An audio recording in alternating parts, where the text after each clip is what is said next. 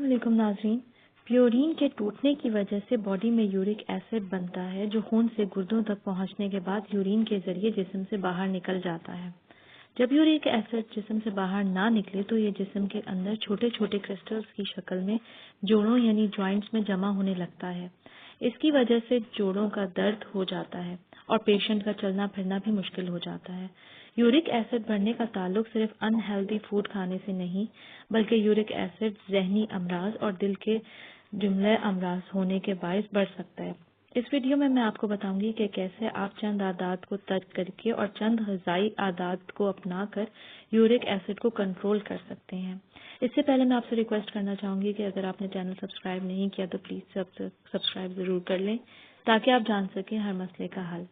Uric acid बढ़ने की अलामात या सिम्टम्स ऑफ यूरिक एसिड: जोड़ों में दर्द का हो जाना, पैर के अंगूठों में सूजन, जोड़ों में सूजन हो जाना। इसकी एहतियाती तदाबीर या प्रिकॉशंस क्या होनी चाहिए? यूरिक एसिड बढ़ने पर गाय का गोश्त कम कर दें, खाने को सिर्फ जैतून के तेल में ही बनाएं, चिकनाई वाला दूध इस्तेमाल ना करें, तंबाकू नोशी से परहेज करें, ओमेगा 3 फैटी एसिड्स जैसे खाने इस्तेमाल ना करें जैसे yogurt, egg, margarine, milk, juice, soya juice वगैरह। सिरका यानी विनेगर: 1 गिलास पानी में 1 चम्मच खालिस ऑर्गेनिक सिरका हल करके पीने से यूरिक एसिड कंट्रोल हो जाता है। ये 3 हफ्ते तक दिन में 2 दफ़ा करने से यूरिक एसिड कंट्रोल होता है। सिरका हमारे जिस्म से फाजिल मादा में यूरिक एसिड को बाहर निकालने में मदद देता है। लीमू का इस्तेमाल: लीमू विटामिन सी और अल्कलाइन से भरपूर होता है। लीमू का अर्क वैसे तो तेजाबी खसूसियात रखता है लेकिन इसमें मौजूद विटामिन सी यूरिक एसिड को फौरी कंट्रोल करता है। 1 गिलास नीम गर्म पानी में आधा लीमू निचोड़कर पीने से यूरिक एसिड कंट्रोल हो जाता है। इसको सुबह नहार मुंह 4 हफ्ते तक पीने से जल्द फायदा होता है।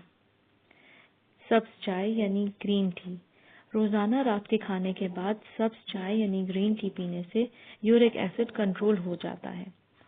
Fibre: university of Maryland medical centre के मुताबिक ऐसे खाने जिनमें फाइबर की मिकदार ज़्यादा हो इस्तेमाल करने से यूरिक एसिड कंट्रोल हो जाता है, जैसे बाजरा, ब्रोकली, सेब, कीनू, नाशपाती, स्ट्रॉबेरीज, ब्लू बीन्स, खीरा, गाजर और केला। ये वो ग़िज़ाएं जो कब्ज़ यानी कॉन्स्टिपेशन दूर करती हैं, जिनके खाने से यूरिन ज़्यादा आता है और यूरिक एसिड का अखराज मुमकिन होता है। सब्जियों का जूस: नॉर्मली डायबिटिक पेशेंट के मरीजों का यूरिक एसिड बढ़ जाता है और वो ऐसी ग़िज़ाएं नहीं खा पाते जिससे यूरिक एसिड कंट्रोल में आए। लिहाजा ऐसे मरीज जो हर फल और सब्जी नहीं खा पाते, इन्हें रोज़ाना 1 गाजर और 3 खीरों का रस निकालकर पीना चाहिए।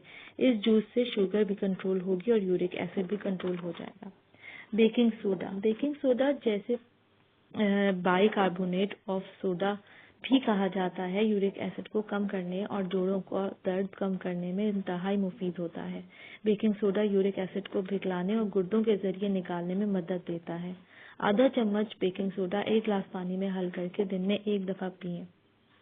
बीपी यानी हाई ब्लड प्रेशर और 60 साल की उम्र से ज़्यादा अफराद डॉक्टर के मशवरे से इस टोटके पर अमल करें।